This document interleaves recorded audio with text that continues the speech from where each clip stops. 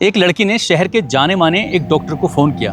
Phone जब किया जाता है तो पूरी घंटी तो जाती है, लेकिन फ़ोन उठता नहीं है।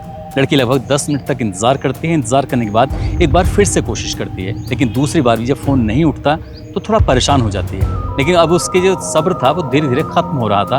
उसने दूसरी बार, तीसरी बार, चौथी बार, 10वीं बार, 20वीं बार लगातार वो फ़ोन पे फ़ोन करती चली जाती है। और जब करती चली जाती है तो उसमें नंबरिंग भी आने लगता है। जब 250 कॉल हो जाती हैं, उसके बाद 300 कॉल हो जाती हैं और बढ़ते बढ़ते संख्या 500 हो जाती है, संख्या फिर 800 हो जाती है और ये एक संख्या जाकर थमती है 1000 पे जाकर। लेकिन उस लड़की के सब्र का बांध टूट गया था और इसलिए वो बहुत ज़्यादा परेशान हो जाती है, उदास होकर बैठी हुई थी। वो हॉस्पिटल के अंदर बैठी हुई थी। उसी हॉस्पिटल के मालिक को उसने फ़ोन किया था, लेकिन मालिक उसका फ़ोन जब उठा नहीं रहा था तब लड़की जाकर उदास बैठी हुई थी। इसी बीच में एक डॉक्टर वहाँ पे आ जाता है। डॉक्टर आने के बाद वो पूछता है कि क्या हुआ, तुम आज इतनी परेशान क्यों लग रही हो, इतनी उदास क्यों लग रही हो। वो कहती है कि कोई बात नहीं है, आप यहाँ से चले जाओ। फिर एक और शख्स आता है जो उसी हॉस्पिटल में जॉब करता है। उस लड़के के पास आने के बाद पूछता है, क्या बात है, तुम आज बहुत ज़्यादा परेशान लग रही हो, दुखी लग रही हो, मैं तुम्हारी कोई हेल्प कर सकता हूँ क्या। जब ये बात आती है तो उस लड़की ने अपना मोबाइल निकाला। मोबाइल निकालने के बाद तुरंत ही उसे अपनी स्क्रीन की तरफ देखने के लिए बात करती है। यानी कि मोबाइल की जब स्क्रीन दिखाई जाती है, उस स्क्रीन को देखने के बाद देखने वाले की आंखें एकदम बड़ी बड़ी हो जाती हैं। खुद वो सोचने पर मजबूर हो जाता है। मजबूर वाली बात ये थी क्योंकि उसके अंदर जो पिक्चर दिखाई दे रही थी वो उस हॉस्पिटल के बुजुर्ग, जो जिसकी उम्र 65 साल के आसपास है, वो एकदम से न्यूड अवस्था में होता है। और जैसे ही वो इस पिक्चर को देखने के बाद पीछे हट जाता है, लेकिन ये बात अब पराई हो चुकी थी। धीरे धीरे देखते ही देखते पूरे हॉस्पिटल में ये खबर आग की तरह फैल जाती है। और जैसे खबर आग की तरह फैलती है, अब ना खबर ये केवल हॉस्पिटल तक सीमित थी, बल्कि अखबारों के माध्यम से सोशल मीडिया पर बहुत तेज़ी के साथ वायरल होनी शुरू हो जाती है। क्या है इस फोटो के पीछे की पूरी कहानी, जो राजस्थान ही नहीं बल्कि पूरे देश भर में चर्चा होनी शुरू हो जाती है। आदाब, नमस्कार, सत श्री अकाल। मैं उस्मान सैफ़ी। आज की ये कहानी साल 2016 से शुरू होती है। राजस्थान प्रदेश का ज़िला होता है बाड़मेर। बाड़मेर थाना कोतवाली क्षेत्र का एक हमीरपुरा जगह लगती है। यहाँ पर बैथल हॉस्पिटल है और बैथल हॉस्पिटल में एक लड़की जिसका नाम कमला होता है। कमला की उम्र लगभग उस वक्त रही होगी 20 साल के आसपास। वो आती है, आने के बाद क्योंकि वहाँ पर एक नर्स की जगह खाली थी और जब उसने आवेदन किया था तो उसको नर्स की जगह मिल जाती है, यानी कि जॉब मिल जाती है। वो खुशी खुशी अपनी जॉब शुरू कर देती है। ये मानवीय हॉस्पिटल है, शहर के लोग इसे जानते भी हैं, पहचानते भी हैं। सब कुछ उसकी ज़िंदगी में ठीक ठाक चल रहा था, लेकिन उसकी जो ड्यूटी लगी हुई थी, हमेशा नाइट ड्यूटी ही उसके लिए पहले से तय कर दी गई थी। तनख्वाह रखी गई थी उसकी 8000 रुपये। जब वो वहाँ पर काम कर रही है, रह रही है, तो एक दिन उसके सर में बहुत तेज़ी के साथ दर्द हो रहा था। जब दर्द हो रहा था तो आराम से सर पकड़ के बैठी हुई थी। किसी दूसरी नर्स की उस पर जब नज़र पड़ जाती है, नर्स ने पूछा कि क्या बात है कमला, तुम इतनी परेशान क्यों लग रही हो। वो कहती है कि आज मेरे सर में बहुत तेज़ दर्द हो रहा है। तभी वो कहते हैं कि आप थोड़ा सा आराम कर लो और एक काम करो, चौथी वाली मंजिल पर पूरा एक रसोई बना हुआ है, वहाँ जाओ, आराम से चाय पियो, चाय पी के थोड़ा सा आराम कर लेना, सब ठीक हो जाएगा। अब ऐसी स्थिति में उसको ये भी बताया गया था कि जो चौथी मंजिल पर जहाँ पर रसोई है, वहाँ पर जो इसका ओनर है, मालिक है, उसका भी अपना रूम बना हुआ है, तो इसलिए पहले उनसे परमिशन ले लेना। वो लड़की जाती है, जाने के बाद नॉक करती है और जैसे कई बार नॉक किया जाता है तो उसके बाद उसने दरवाज़ा खुल जाता है। पूछा जाता है कि क्या बात है, यहाँ पर क्यों आई हो। नर्स कहती है कि सर, मेरे सर में ना बहुत तेज़ दर्द हो रहा है, मैं चाय पीना चाहती हूँ, अगर आप मुझे अनुमति दें, परमिशन दें। ये कोई पहली बार नहीं था, इससे पहले भी जो बाकी स्टाफ के हैं वो यहाँ पर आते रहते हैं, चाय बनाते हैं, पीने के बाद आराम से निकल जाते हैं। ये कोई पहली बार का वाक़या नहीं था। उस लड़की के लिए ज़रूर पहली बार का वाक़या था। अब वो जाती है, जब चाय बनाने के लिए लगती है तभी वो आवाज़ लगाती है, सर क्या आप भी चाय पियेंगे। तो वो भी हाँ भी भर देते कि हाँ, मेरे लिए भी थोड़ी सी चाय बना लेना। लड़की चाय बनाकर अपने वहाँ से पी के चाय आ जाती है और आराम करने लगती है। अब उसके बाद फिर यहाँ पर उसके आने जाने का सिलसिला शुरू हो जाता है। जब आने जाने का सिलसिला शुरू हो जाता है, कहते हैं कि जब चाय पर हम लोग चाय पीते हैं तो मन में ख्याल आते हैं, अपने दिल की बात भी कहने लगते हैं। तो ऐसे ही इस लड़की ने अपने मन की बातें कहना शुरू कर दिया, अपने दिल की बातें रखना शुरू कर दिया। जो डॉक्टर साहब होते हैं वो भी इसकी बातें सुनना शुरू कर देते हैं। डॉक्टर साहब की उम्र होती है उस वक्त लगभग 55 साल के आसपास। धीरे धीरे करके वक्त आगे बढ़ रहा था। जब उस लड़की का मन करता था चाय पीने के लिए आ जाया करती थी। अब दोनों का एक दूसरे के प्रति विश्वास बढ़ जाता है, यानी कि दोनों एक दूसरे से बातचीत भी करना शुरू कर देते हैं। और ये दावा किया जाता है कि बातचीत का सिलसिला कुछ इतना आगे बढ़ जाता है कि उन दोनों की जो बीच में नज़दीकियाँ थीं वो ज़्यादा बढ़ जाती हैं, दूरियाँ ख़त्म होती चली जाती हैं। वो इतना करीब आ जाएंगे, इस बात की किसी ने कल्पना भी नहीं की थी। जैसे ही कुछ वक्त का पहिया आगे बढ़ जाता है, उसके बाद वो नज़दीक आ जाते हैं और या फिर इस लड़की ने उनकी कुछ ऐसी फ़ोटो, ऐसी वीडियो अपने मोबाइल में उकेर ली, यानी कि उसने खींच ली, जिसका शायद इन डॉक्टर साहब को कभी एहसास नहीं था। वक्त का पहिया जैसे ही आगे बढ़ता है तो एक दिन इस लड़की के अंदर एक ख्वाहिश जगती है, क्योंकि उसे पैसे की ज़रूरत थी। हालांकि उसने जब ये अपील की तो उसकी 8,000 रुपये से तनख्वाह बढ़ाकर 12,000 रुपये कर दी जाती है। लेकिन जब पैसे की भूख बढ़ती है तो कभी ज़िंदगी में ख़त्म नहीं होती। अगर 12 की जगह उसकी 2-3 लाख रुपये सैलरी भी कर दी जाती, तब भी शायद पैसे की भूख कभी कम नहीं होती। इसलिए अब उसने तनख्वाह से अलग पैसे जो मांगे तो डॉक्टर साहब दे देते हैं, मना नहीं करते। मना इसलिए नहीं करते क्योंकि उसने उनका जो फ़ोटो था, उनका जो वीडियो था, उनकी जो आपत्तिजनक तस्वीरें थीं, वो मोबाइल में थी और डॉक्टर साहब को जैसी दिखाई जाती हैं, डॉक्टर साहब एकदम से डर जाते हैं। डॉक्टर साहब की इस शहर में एक प्रतिष्ठा है, उनको बड़ी इज्जत देते हैं लोग, उनका मान सम्मान करते हैं। हालांकि वो यहाँ के रहने वाले नहीं हैं, वो गुजरात के अहमदाबाद के मूल निवासी हैं, लेकिन यहाँ पर रहकर अपना कारोबार कर रहे हैं और उन्हें लोग जानते हैं, पहचानते हैं। डॉक्टर साहब थोड़ा डर जाते हैं। डॉक्टर साहब का डरना हुआ, डरने के बाद उनसे फिर रकम की शुरुआत हो जाती है।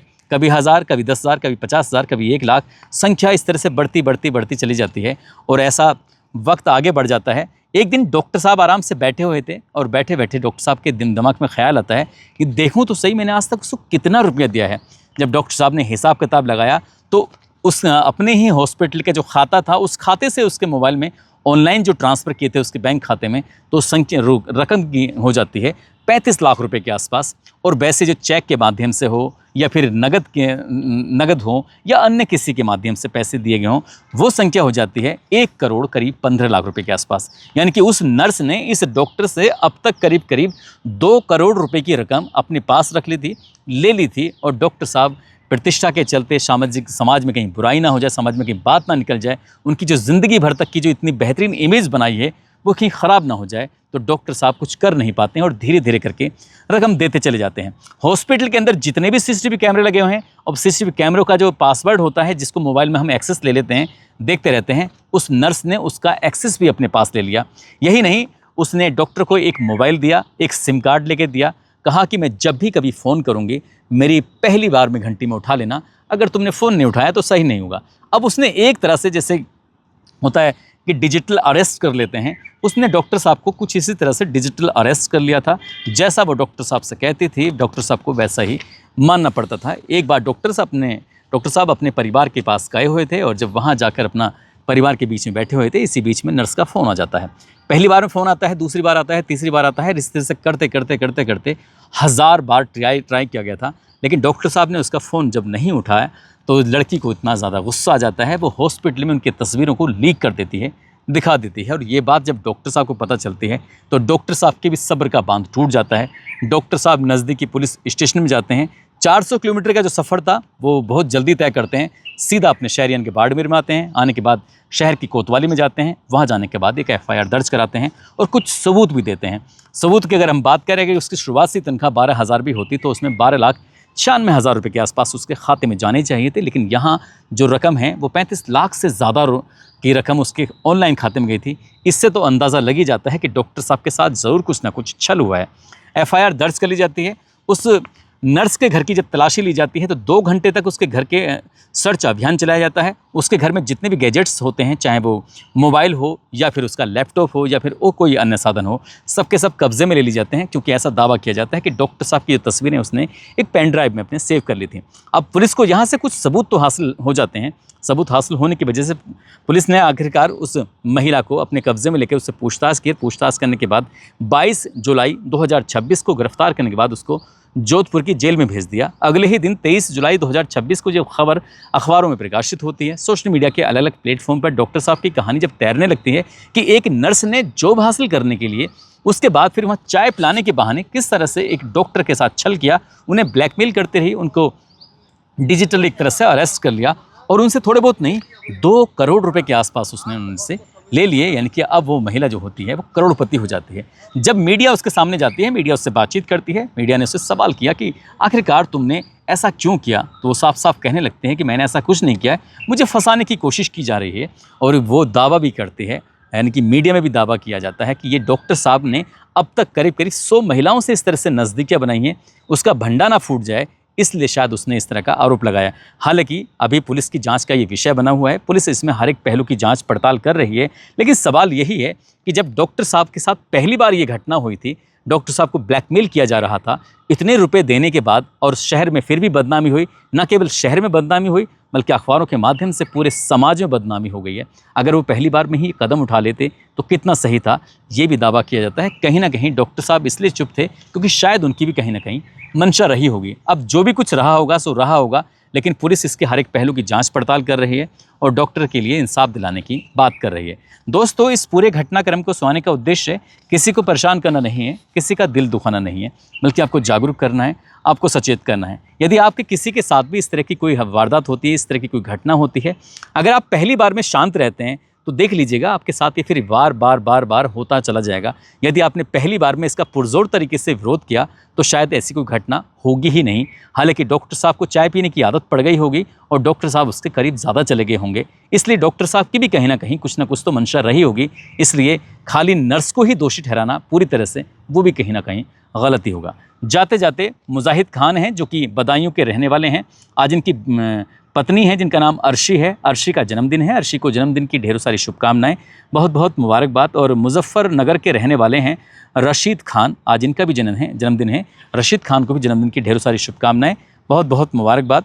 और कुछ लोगों ने नाम लेने की अपील की है, जिसमें गोरखपुर से मीना साहनी हैं, उड़ीसा से गुंदिशा डलाई, कानपुर से अंशुल राजपूत, नागपुर से रोहित, फर्रुखाबाद से विनय, बलरामपुर उत्तर प्रदेश से जाबिर मंसूरी, मुरादाबाद से मोहम्मद रफ़ी, डीडवाना राजस्थान से मुजीब गहलोत, सिद्धार्थनगर से सफ़ात अली, जिला हरदोई गांव अंबारी से सर्वेश कुमार, राजस्थान से राजमल कुमावत, प्रयागराज से अखिल प्रताप यादव, मधुपुरा से हसमुख।